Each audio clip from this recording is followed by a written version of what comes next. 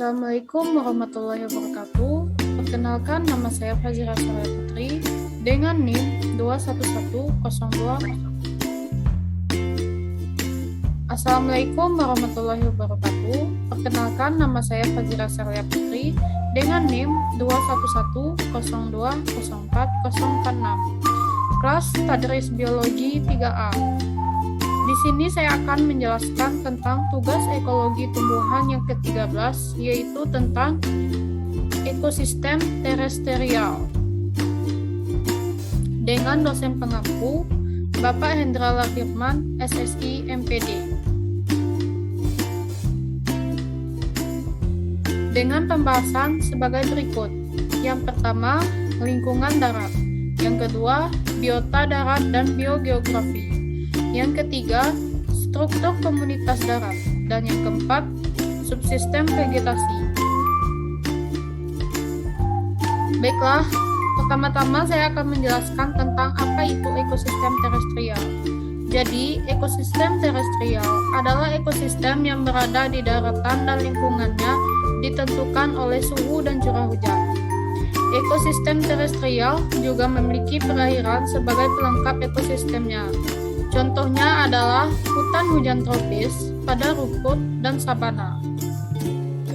Kita masuk ke pembahasan yang pertama, yaitu tentang lingkungan darat. Yang membedakan habitat darat dan air. Uap air menjadikan faktor pembatas utama di habitat darat. Organisme darat menghadapi masalah dehidrasi dan kekeringan. Transpirasi atau penguapan air oleh tumbuhan merupakan proses pemindahan energi yang unik di habitat darat. Variasi suhu dan suhu ekstrim lebih banyak di daratan atau udara daripada dalam media air. Peredaran udara yang cepat ke seluruh bumi berakhir pada pencampuran O2 dan CO2. Tanah pendukung kekuatan melibatkan juga kerangka yang kuat dari tumbuhan dan binatang. Darat tidak berkesinambungan, tidak seperti laut yang berkesinambungan. Ada barier geografis. Substrat sangat penting bagi habitat darat. Tanah adalah sumber hara, nitrat, dan fosfat. Biota darat dan geografi. Evolusi yang terjadi di ekosistem darat adalah perkembangan kategori taksonomi tumbuhan dan hewan ke tingkat yang lebih tinggi. Sekarang ini, tumbuhan berbiji, serangga, vertebrata, berdarah panas dominan di darat, termasuk di dalamnya manusia yang dari tahun ke tahun berpengaruh besar pada biosfer, khususnya pada ekosistem daratan. Mikroorganisme seperti bakteri, jamur, dan protozoa tetap berperan seperti pada ekosistem lainnya. Tiap kontinental cenderung memiliki flora dan fauna yang khusus, dan di kepulauan sering kali berada dengan yang ada di daratan atau kontinental. Penyebaran organisme di bumi ini dipelajari dalam biografi, yang sangat erat dengan proses evolusi komunitas-komunitas daratan. Tidak selalu dari lingkungan daratan, pada komunitas yang semacam menghasilkan spesies yang sama. Pulau yang terpisah dari daratan hampir seluruhnya memberikan spesies yang endemik. Manusia secara sengaja atau tidak sengaja mengubah penyebaran geografi tumbuhan, binatang, dan mikroba. Alfred Russel Wallace yang pertama kali menyadari adanya daerah-daerah biogeografi.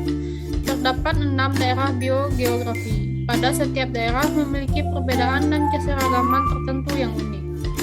Daerah biogeografi tersebut adalah Australia, Oriental, Ethiopia, Neotropika, Palearktik, dan Nearktik. Fauna di daerah Palearktik dan Nearktik relatif serupa, maka kedua daerah biogeografi ini digabung menjadi Holarktik. Penyebaran hewan di Indonesia terletak di antara dua daerah biografi oriental dan daerah biografi Australia. Yang pertama, kawasan Indonesia Barat meliputi Pulau Sumatera, Jawa, Kalimantan. Hewan-hewannya menyerupai hewan daerah oriental, misalnya gajah, harimau, orangutan, dan lain-lain. Kawasan Indonesia Timur meliputi Irian Jaya dan sekitarnya. Hewan-hewannya menyerupai hewan di daerah Australia. Misalnya, marsupialia atau kanguru, kasuari, kakatua, dan cendrawasih. Yang ketiga, kawasan Wallacea meliputi wilayah Pulau Sulawesi, Kepulauan Maluku, Sumba, Sumbawa, Lombok, dan Timor. Memiliki hewan-hewan khas, terutama di Pulau Sulawesi.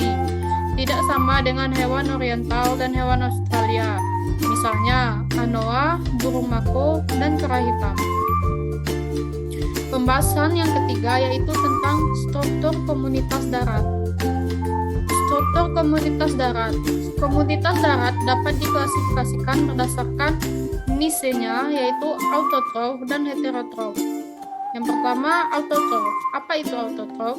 Komunitas darat didominasi oleh organisme autotrof dari tumbuhan hijau berakar besar atau vegetasi, yang juga penyedianya tempat perlindungan bagi organisme. Berdasarkan kemampuan adaptasi terhadap perubahan lingkungan, vegetasi darat dibedakan hidropita atau basah, mesopita atau lembab, xeropita atau kering, dan halopita atau garam. Yang keempat, pembahasan keempat tentang subsistem vegetasi. Apa itu subsistem vegetasi? Yang pertama, nisbah akar atau tajuk merupakan suatu aspek unik yang penting dari struktur ekosistem darat. Satu yang mendasari fungsi-fungsi produktivitas dan pendauran mineral. Yang kedua, transpirasi atau penguapan air dari permukaan daun adalah suatu yang unik dari ekosistem darat, dalam mana hal itu mempunyai pengaruh-pengaruh penting pada pendauran hara dan produktivitas. Sekian pembahasan saya tentang materi yang ke-13 yaitu ekosistem terestrial. Jika terdapat kesalahan dan kekurangan, saya mohon maaf. Wassalamualaikum warahmatullahi wabarakatuh.